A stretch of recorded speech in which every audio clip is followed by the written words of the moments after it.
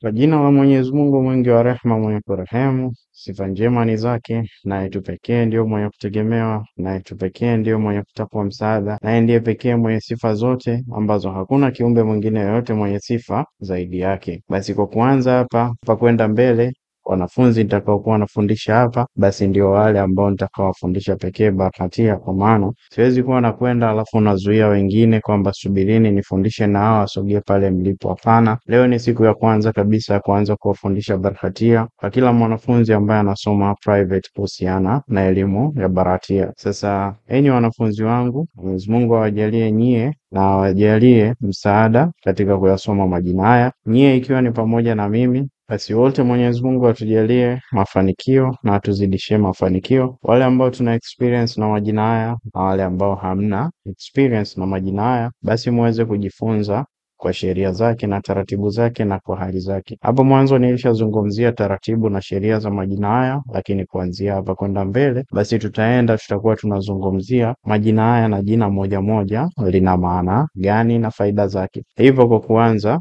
ikiwa ni kwenu pamoja na wengine kuwapeni sadaka ambao ni kama vile utambulizo na utambulisho wa majina haya, kwa yule ambaye hatakuwa na nafasi ya kusoma jina moja moja na kulielewa na kuweza kupata utaratibu wake na sheria zake, basi hata kuyasoma kwa ujumla, ambayo hii ni sadaka ama faida moja kati ya faida 1000 zilizopo katika majina haya. Basi hapa tutaanza na faida ya kwanza kabisa ya kujifunza majina haya, achilia mbali jina moja moja na maana zake na sheria zake. Basi yeyote mwenye kutaka kuyasoma majina haya basi afahamu kabisa kwamba majina haya yalikuwepo tangu karne za mwanzo kabisa, na wengi wale wazee wa zamani ama tunasema wahenga ama watu wa kale tunasema mababu, yani wao wale watu wa kale walikuwa wakiita majina haya kwamba ni utajo wa kale ama ni hekima ya kale. Yani wao pia walikuwa ni watu wa kale ambao leo sisi tunawaangalia kuwa ni watu wa kale, lakini wao pia walikuwa wanaangalia majina haya kama majina ya kale. Na maana haya ni majina ya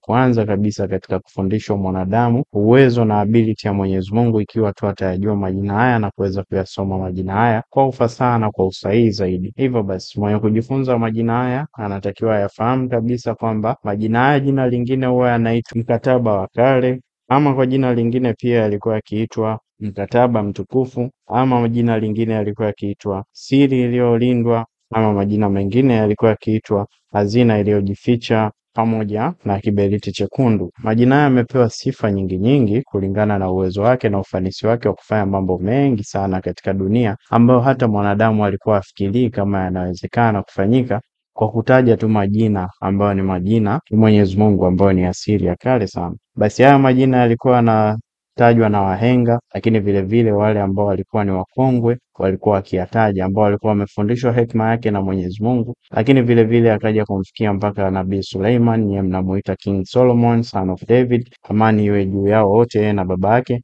Lakini vile vile kuishia hapo akaja kwa Asif bin Barkia, wengine wanamuita Asaf bin Berechia. Vile vile akamfikia mhenga ambaye alikuwa anaitwa Clathitrius, lakini vile vile yakaja kwa wanafunzi wake, yakashuka mpaka yakawafikia watu wengine wenye hekima, na hata leo unafikia kuyaona kwamba anayo pia mpaka Mwalimu Rakims. Kwa hivyo alikuwa anaenda yanashuka kwa vizazi na vizazi mpaka yakafikia kwetu sisi ambao tunayasoma leo. Hivyo basi wanafunzi wangu, haya majina yamekadiriwa kwa watu ambao wenye hekima zaidi kuliko watu wengine wahovyo, kwa sababu wengi waliokuwa wakijifunza majina haya na nia zao zilikuwa ni mbaya, yalikuwa yakiishia kuwaumiza. Ni majina ambayo yanafanya kazi of course bila shaka wala wasiwasi. Na hata hivyo nilishawaambia kabla, basi huu ni utajo mtakatifu ambao hakuna malaika wala jini wala ifrit wala mashetani waliopinga au maibilisi ambao watakao kupinga ukiwa unayataja. Wengi hamjui thamani ya majina haya na wengi hamjui uzito wa majina haya, ndio maana mnayachukulia rahisi tu na mnayafanya yanazidi kuwa mashairi. Basi elimu hii yoyote yule mwenye kuifahamu, mwanafunzi yoyote mwenye kuijua elimu hii, basi ajue kabisa, kajua kitu ambacho ni cha baraka na ni kitu ambacho ni kizito na hakikubebwa isipokuwa na watu wenye hekima. Haya ni majina ambayo ni matakatifu na ni utajo ambao ni mtakatifu. Basi yoyote mwenye kutaja hakuna kitakachomfuata isipokuwa ni baraka, na kila chochote atakachokifanya, hata atumie amali yoyote, hata atumie spell yoyote, hata atumie kitu chochote kile ambacho atakachokitajia, basi majina haya yatakwenda.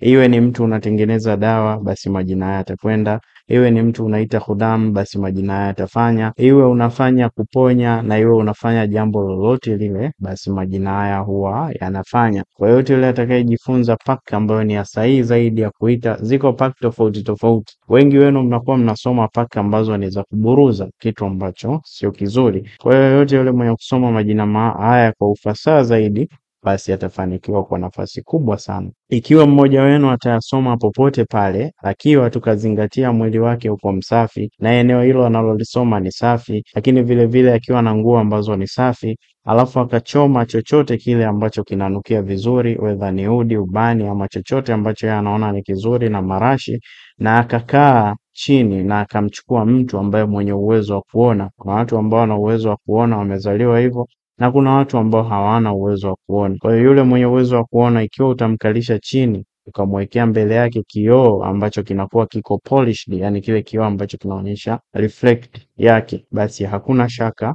huyo mtu akikaa chini, na kisha akaambiwa na yule mtu kwamba akamfunga kitambaa kama ni cheupe, kisha huyo anayemfunga kitambaa akamwambia kaa fumba macho kidogo, yani angalia kama vile mathalan mtu ambaye amebinua macho yake kiasi, kama vile anakaza macho yake kwa ajili ya kuona kilichomo ndani ya kile kioo, basi ataona ajabu ya Mwenyezi Mungu. Ikiwa tu katika taratibu hizo, huyo mtu atamwekea hicho kipande ama nguo nyeupe kichwani, basi baada ya hapo huyo mtu asome majina hayo mwenye kutaka, na atakapokuwa akiyasoma basi asome kwa utaji ambao ni sahihi, na wala sio kwa sheria za kupepesa ulimi, bali kwa sheria ambazo zimekaa vizuri katika kuyataja majina haya.